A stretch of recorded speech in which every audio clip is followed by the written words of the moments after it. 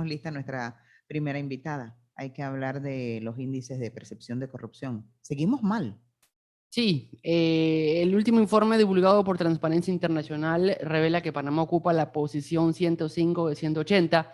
Es un informe que se realiza por esta organización para poder definir cómo avanza cada país.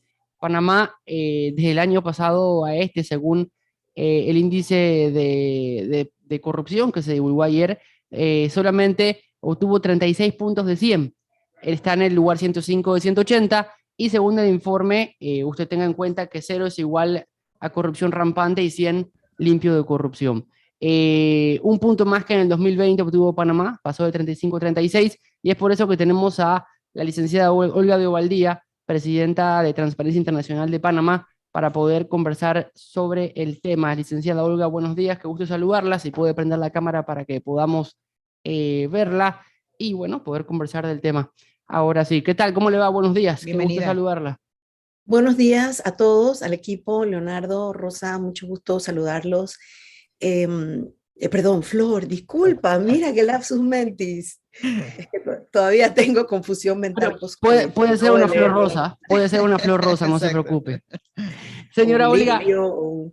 Sí, mira, les agradezco mucho la oportunidad, creo que es muy importante mirar esto. Obviamente las mediciones no son perfectas, se prestan, como todo estudio objetivo basado en datos, a pesar de que el índice se llama Percepciones de la Corrupción, importante hacer la distinción de que se trata un índice basado en 13 encuestas y estudios anuales que producen organismos internacionales de naturaleza varia, académicos, de negocios como la revista The Economist, que tiene un índice muy importante que se añade a este índice, el Banco Mundial, y otras, el instituto que estudia el imperio de la ley o el Estado de Derecho en los países, variaciones de democracia, el índice de Bertelsmann. Es decir, es un compendio de opiniones y percepciones que son objetivas al país, es decir, no están guiadas por un tema de interés de mover la aguja en un sentido político interno del país. Ese es un tema muy importante, la fuente. Y segundo, que efectivamente el índice indica que Panamá está en un franco estancamiento en su capacidad de lucha contra la corrupción, que desde el 2012, en que Panamá fue incluido en el índice, a la variación que hemos tenido del 2012 al 2021, que es el año que estudia este informe que se publicó ayer, estamos en un -2, que año a año hemos estado un +1, un +2, un +3, pero cada vez que se logra un pequeño avance, ese avance al año siguiente o 2 años después deja de ser realidad porque estamos en un impasse, por decir la realidad, en los dos, vamos a decir, en los dos ámbitos en que se puede pelear la corrupción. Primero, en el ámbito del marco legal o las normas de cómo es el juego, y el otro en la voluntad política, en lo que anima el hacer del sector público, porque además, déjame aclarar que el índice solo mide la corrupción del sector público, no la del sector privado. Es decir, que estamos demasiado mal en el sector público. Lo que hemos visto de los escándalos de corrupción no se aleja de la realidad de este resultado. No, no solo no se aleja, sino que los aspectos que mide el índice son bastante específicos, en el sentido, por ejemplo, de la planeación, uso de los recursos, rendición de cuentas de los mismos, abuso de la posición política por parte de quienes la ocupan para llevar a cabo figuras que para nosotros, mira, se nos han normalizado tanto que aquí realmente no nos sorprendemos de que la planilla estatal sea un botín político, lo que se llama la desprofesionalización del servicio público, el hecho de que los nombramientos no están a base de una carrera administrativa, por mérito, por puntos, que tenga un escalafón salarial igual.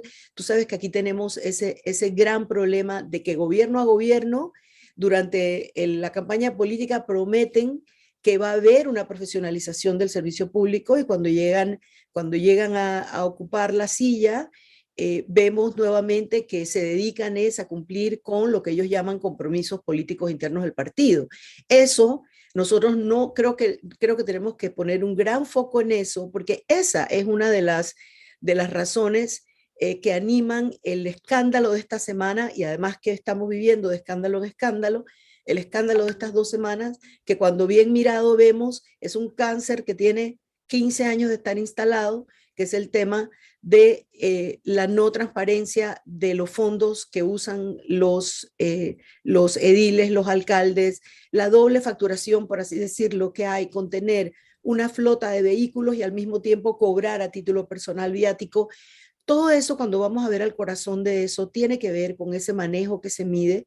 También se mide, por supuesto, la justicia, la capacidad del Estado de llevar la justicia como un servicio a la población. ¿Ah? No solamente estamos hablando, no estamos hablando únicamente de la capacidad de procesar los casos de corrupción estatal y cuando involucran a políticos y especialmente políticos de alto nivel, lo que se llama gran corrupción, sino también el servicio de la justicia como un servicio para la ciudadanía y otros temas que efectivamente estamos saliendo donde no hay progreso.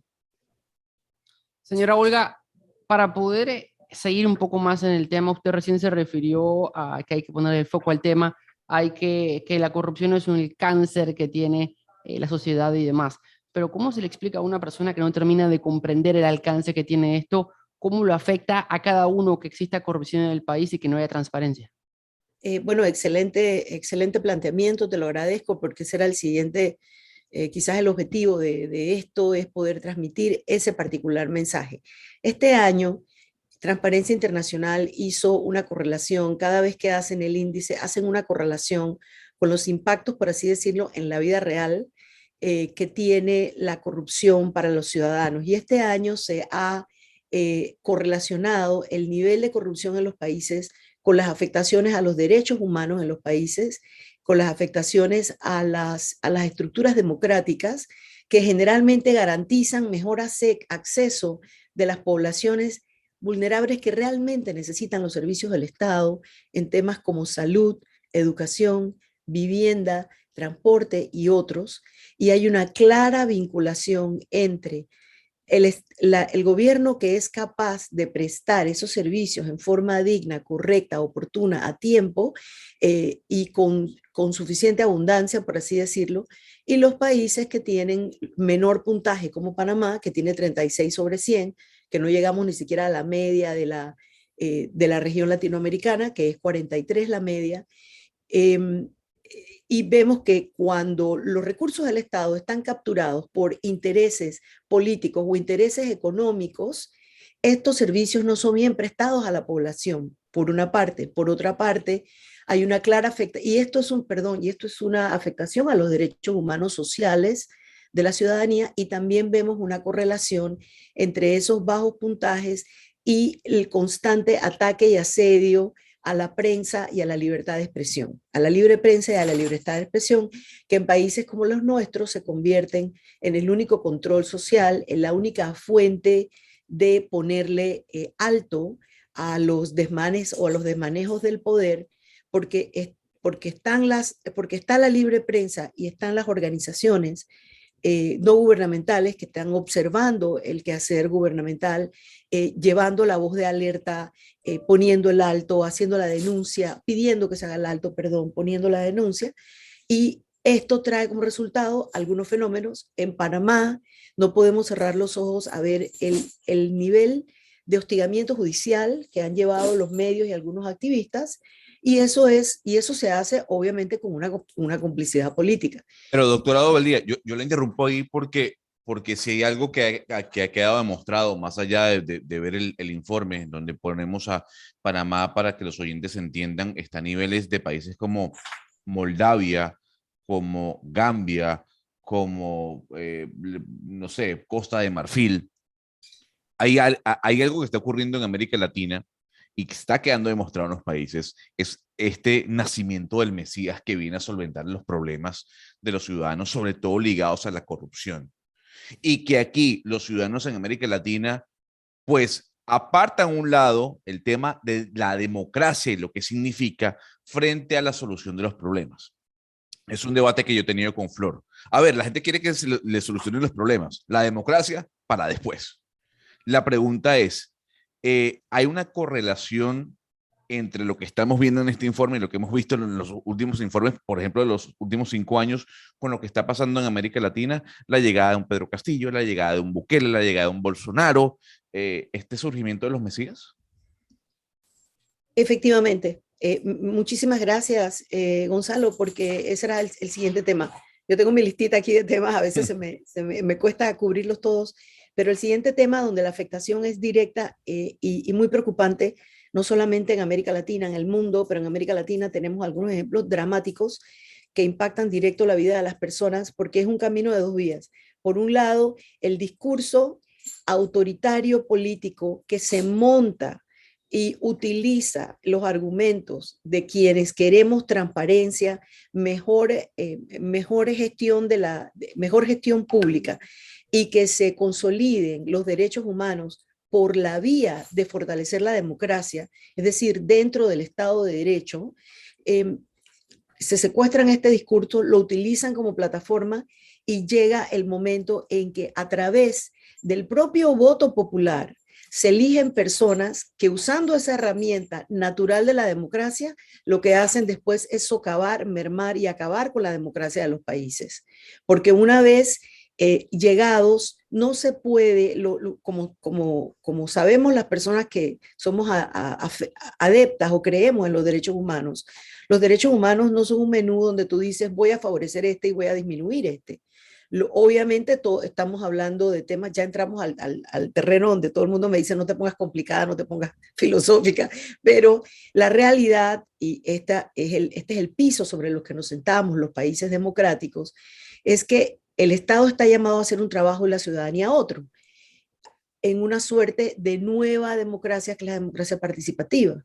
Lo que nos está pasando en América Latina, además, les invito a bajar el informe, pueden bajarlo en www.libertadciudadana.org y también en el sitio, que ahí está todo en español, y también en el sitio de Transparencia Internacional, que es transparency, con y al final.org, ahí está en 5 idiomas, y en el estudio se ve claramente el impacto y las afectaciones a la democracia. En Panamá lo estamos viviendo, como saben, las últimas encuestas, tanto del Latinobarómetro, creo que CIEPS hizo una también, donde los panameños, hay una mayoría de los panameños que están desafectados de la democracia como tal y dicen efectivamente el argumento que Flor esgrime de que la gente quiere que le resuelvan sus problemas. Aquí el problema principal es que cuando tú renuncias a una libertad, como la libertad de expresión o la libre prensa, o tú dices, bueno, eso es un problema que no me afecta, yo lo que quiero es que me resuelvan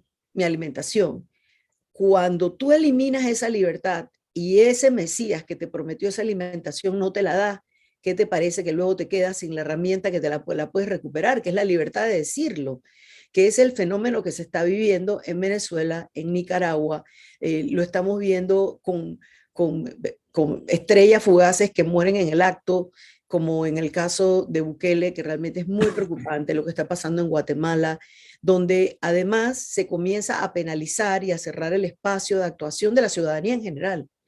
Y también creo que es importante mencionar que a niveles globales, ¿por qué digo que es un problema que no es nada más de Panamá? Y por eso tenemos que poner atención los demócratas, los que creemos en la libertad, los que creemos en el buen uso de la cosa pública, es que en el índice se indica, por ejemplo, que 54 países del mundo o han retrocedido o están estancados. Y por ejemplo, en América Latina, mencionabas, Gonzalo, algunos países de América Latina y también mencionabas algunos de África.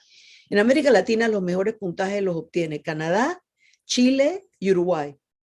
Pero por primera vez los Estados Unidos no está entre los primeros 20 países más transparentes del mundo, porque Estados Unidos, aunque está en la 4ª posición de las Américas, ha descendido en el índice por lo que les está pasando adentro, por ese mesianismo de un ex líder, un ex presidente, que utiliza todos los medios para atacar la prensa, suprimir el voto y una serie de circunstancias que se dieron, inclusive esa insurrección del 6 de enero en los Estados Unidos, impresionante para América Latina ver eso.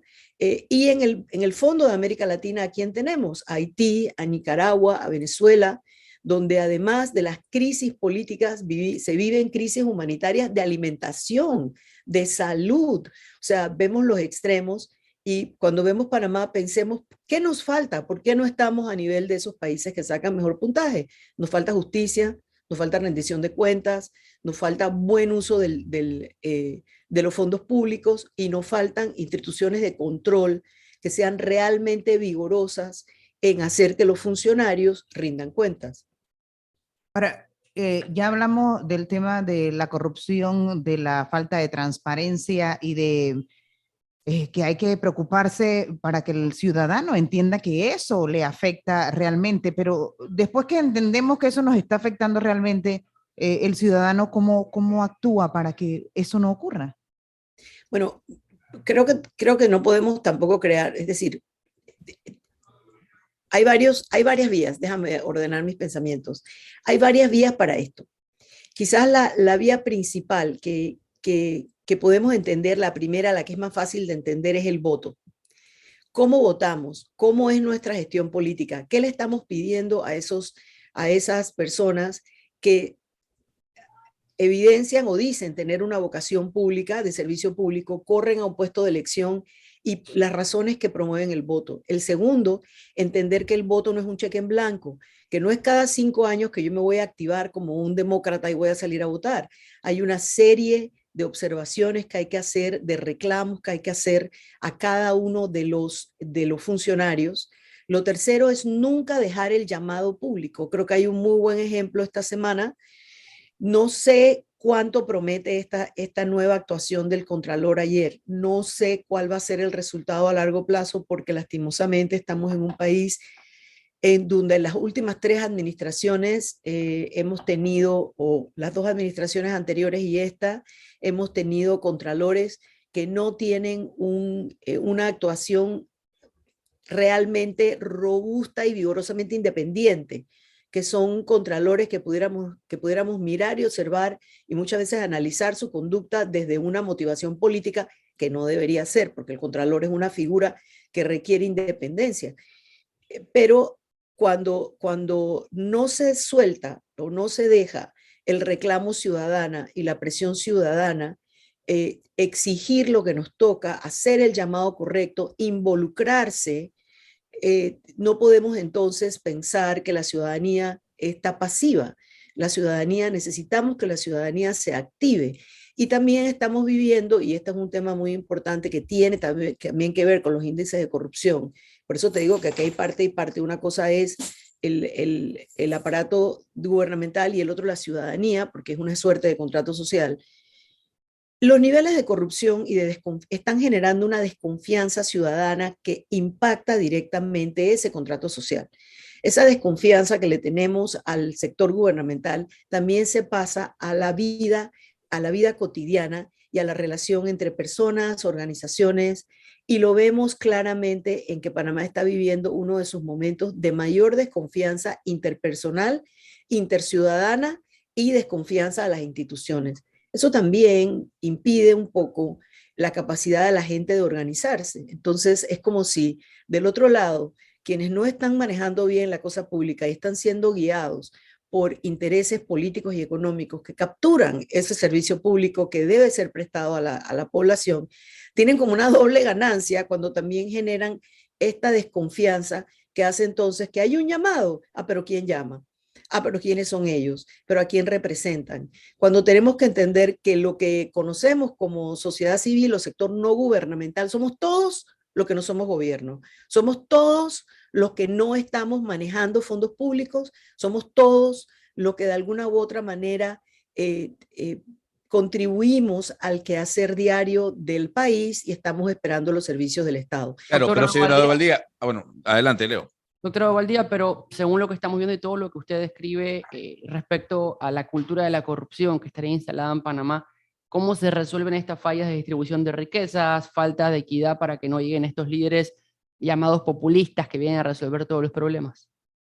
Bueno, me haces una pregunta que yo creo que está como se dice, hay una expresión en inglés que no sé si tiene traducción al español. ¿Cómo se resuelve? Si yo tuviera la receta, o creo que todos tuviéramos, cada uno de nosotros tuviéramos la receta de cómo se resuelve. Con la mejor buena voluntad te la daría, pero es un problema tan complejo que no me atrevo, y me parece que sería un poco iluso pensar que una sola voz tiene la solución. Lo que sí te puedo decir es que un buen diagnóstico de lo que pasa es ya la mitad de la solución puesta sobre la mesa. Y un buen diagnóstico objetivo que te dice, tenemos que mirar cómo se rinden cuentas, tenemos que mirar cómo se manejan los fondos, tenemos que mirar cómo las instituciones de control, justicia, Contraloría, Ministerio Público, están manejando estos cuadros, es muy importante. Pero lo que quisiera dejar realmente como mensaje es que tenemos que entender que hay una relación directa entre la calidad de vida de la ciudadanía y sus derechos humanos cuando son vulnerados, especialmente los derechos humanos que conocemos como sociales y culturales, es decir, lo que corresponde a la vida diaria, y los cuadros de corrupción que se ven como una cosa muy alejada, se ven por allá arriba. Hay una relación directa. Y esa relación directa puede comenzar a romperse si cuando todos los actores del país le ponemos un alto a la corrupción. Aquí entra un rol importante del sector privado, obviamente. Por supuesto, la prensa, la libre prensa, perdón que mi teléfono está sonando, No se la preocupe. libre prensa. La libre prensa es un elemento esencial, seguir poniendo la denuncia, seguir haciendo presión, seguir haciendo entender a quienes ocupan los puestos gubernamentales que ellos no se han sentado en un lugar donde no se les está pidiendo cuentas, sino lo contrario.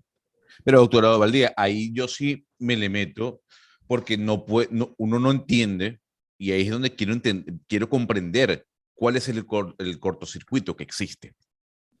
A ver, este índice no dice cuán corrupto es un país. No, para que los oyentes lo tengan claro. Es un tema de percepción basado en unos análisis.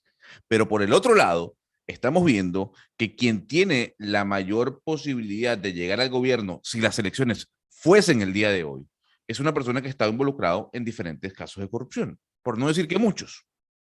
Entonces uno dice, bueno, pero a ver, ¿cómo este índice de corrupción muestra a Panamá como uno de los países en percepción más corruptos de América Latina, pero por el otro lado tenemos a un líder que puede llegar a ser presidente nuevamente a pesar de todos los escándalos de corrupción que lo envuelven? ¿Dónde está el cortocircuito? ¿Por qué se da esa dualidad de dos visiones completamente antagonistas? Sí. Te agradezco mucho, creo que es uno de los temas más importantes a mirar en los próximos 2 años, de aquí al 2024. Creo que también hay un eco que hace la fuerza que mueve las relaciones públicas de los políticos. Aquí voy a quizás hacer un despliegue de un idealismo que espero no me califique como ilusa, nuevamente digo la palabra. Creo que tenemos que tener mucha más fe en el votante de la que tenemos. No solamente los cuadros, que obviamente estamos refiriéndonos a algunos de esos, a la gran figura mayor que ocupó la silla presidencial, que está involucrado en múltiples casos aquí y afuera, su familia. Los cuadros de corrupción en los que fue parte de gran corrupción han sido ya materia de objeto público aquí y afuera.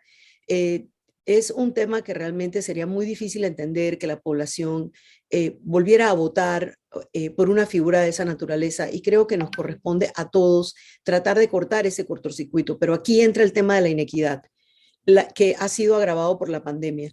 Vivimos en un país donde la inequidad del país en cuanto a todos los temas, no solamente ingreso económico, todos los temas socioeconómicos que están impactados allí, la calidad de vida, la educación, son temas que realmente impiden que las personas muchas veces puedan ver más allá del instante. Y creo que allí tenemos que entrar nuevamente en el tema de cómo se financia la política y la perpetuación de estos cuadros clientelares por los partidos políticos que parecieran querer tener una población en esas condiciones, porque es como si la capturaran.